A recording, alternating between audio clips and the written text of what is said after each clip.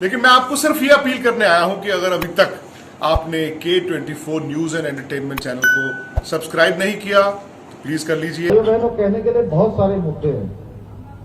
उत्तराखंड के अंदर भी जब चुनाव हो रहा था तो इस बार उत्तराखंड के चुनाव में हर बार एक बार भाजपा होती थी, एक बार कांग्रेस होती थी, एक बार भाजपा एक बार कांग्रेस। इस बार लोग कह रहे थे, वहां भी बड़े बड़े जो राजनीतिक विश्लेषक हैं, कि इस बार यहां उत्तराखंड के अंदर सरकार बदल जाएगी।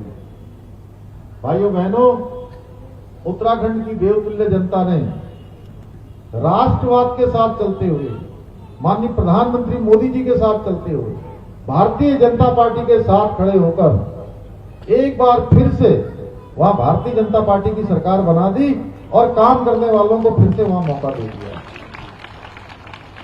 और यही पार्टी जिनके बारे में भी कह रहे थे कि इतने दिनों से इतने सारे उन्होंने वायदे किए, तमाम प्रकार की घोषणाएं की हैं, वो सारी घोषणाएं कोरी साबित हुई हैं। और ये पार्टी वहां उत्तराखंड में भी आई थी, चुनाव में दो दो हाथ करने के लिए आए थे और तमाम बड़े बड़े दावे, बड़ी बड़ी घोषणाएं वहां करी थी। तो मेरे से पत्रकार मित्रों ने पूछा, मैंने कहा कि उत्तराखंड के लोग बहुत राष्ट्रवादी हैं, हमेशा राष्ट्र के साथ चलने वाले हैं, राम भक्त भी हैं और राष्ट्र भक्त भी हैं, इसलिए यहां आप पार्टी का कोई खाता नहीं खुलेगा। और चुनाव के परिणाम आए भाई बहनों, चुनाव के परिणाम आए, वहां एक भी खाता नहीं खुला, 1% भी वोट नहीं मिला। और चुनाव जब समाप्त हो गए, चुनाव के समाप्त होते ही जिनको उन्होंने वहां मुख्यमंत्री पद का उम्मीदवार घोषित कर रखा था, कर्नल अजय कोठियाल जी, बहुत नेक इंसान है, पूरी सेवा उन्होंने फौज में करी है। वह मुझे मिलने आए एक दिन, बोले भाई साहब, मैं जो सोचकर आप पार्टी में शामिल हुआ था, बाहर से मुझे लगता था कि आप पार्टी बहुत ईमानदार लोगों की पार्टी है, आप पार्टी बहुत काम करने वालों की पार्टी है, और जैसा बाहर से दिखता है, जैसा वहां बोलते हैं, वैसा ही होता होगा। लेकिन जब मैंने उस पार्टी में काम किया, तब मुझे लगा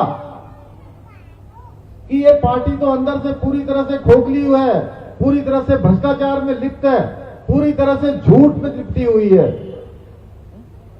पूरी तरह से दोगलापन इस पार्टी में है, इस पार्टी का चरित्र है। इसलिए भाइयों बहनों, उन्होंने कहा कि मैं भाजपा में काम करना चाहता हूं, मोदी जी के नेतृत्व में काम करना चाहता हूं, देश के लिए काम करना चाहता हूं, और पूरी पार्टी के साथ, आधी पार्टी नहीं, पौने पार्टी नहीं, 90% नहीं, 100 के 100% जितने पदाधिकारी थे, जितने थे, कोठियाल साहब, सारे के सारे लोगों ने भारतीय जनता पार्टी ज्वाइन कर ली भाई उत्तराखंड में।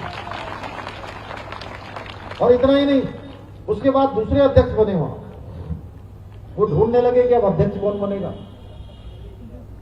उत्तराखंड में कोई मिल ही नहीं रहा था, उन्होंने ढूंढा, इधर ढूंढा, उधर ढूंढा। दूसरे जो अध्यक्ष बने, वह भी 20 दिन के बाद कहने लगे कि मैं इस पार्टी में घुटन महसूस कर रहा हूं, मैं इस पार्टी में काम नहीं कर सकता। और उन्होंने भी अपने सभी साथियों के साथ भारतीय जनता पार्टी में शामिल हो गए। भाइयों बहनों, जिस पार्टी का चरित्र ऐसा हो, जो वहां काम न कर पा रहे हैं, उत्तराखंड के लोगों के लिए वहां माहौल नहीं था, उत्तराखंड के अंदर इस प्रकार का एटमॉस्फेयर नहीं था। आज ही मुझे दिल्ली में पत्रकार बंधु पूछ रहे थे कि उत्तराखंड के लोग क्या करेंगे दिल्ली के चुनाव में। मैंने कहा, उत्तराखंड के लोग हमेशा राष्ट्रवाद के साथ खड़े हुए हैं, उत्तराखंड के साथ लोग राम भक्त और राष्ट्र भक्त हैं। जैसे हमारा रवि है, राम भक्त भी है और राष्ट्र भक्त भी है।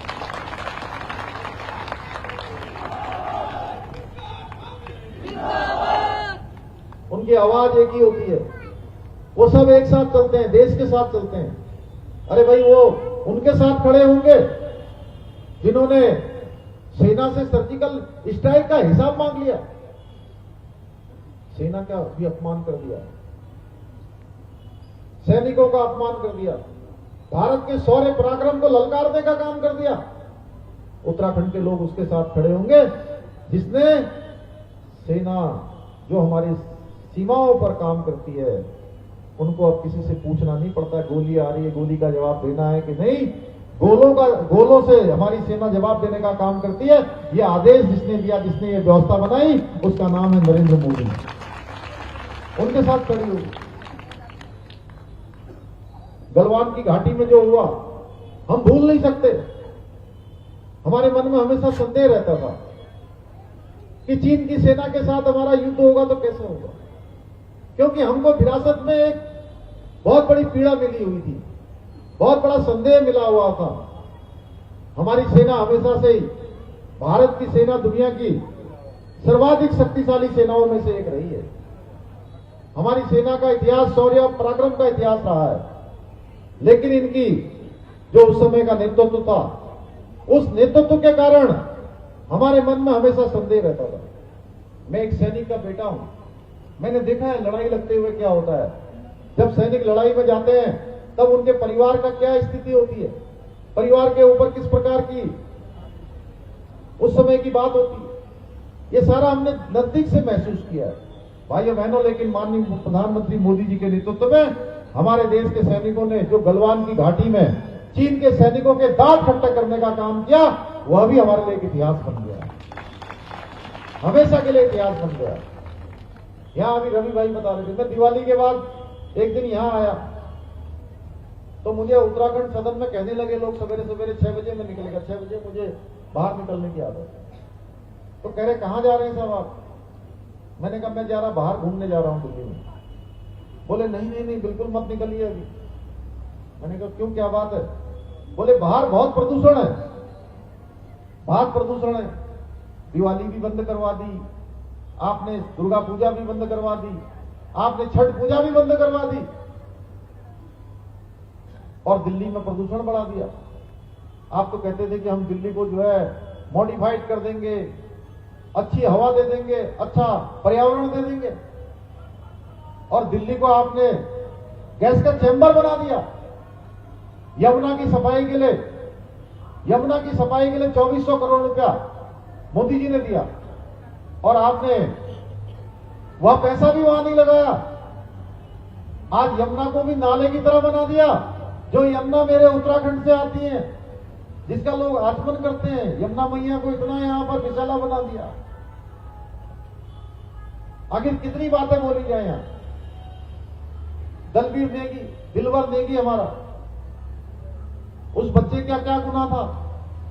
उसके हाथ काट दिए, पैर काट दिए, बेरहमी से आपने उसको जो है जला दिया। आखिर कौन थे गुनाहगार, हो कौन थे कातिल? उन सबको जवाब देने का ही चुनाव है।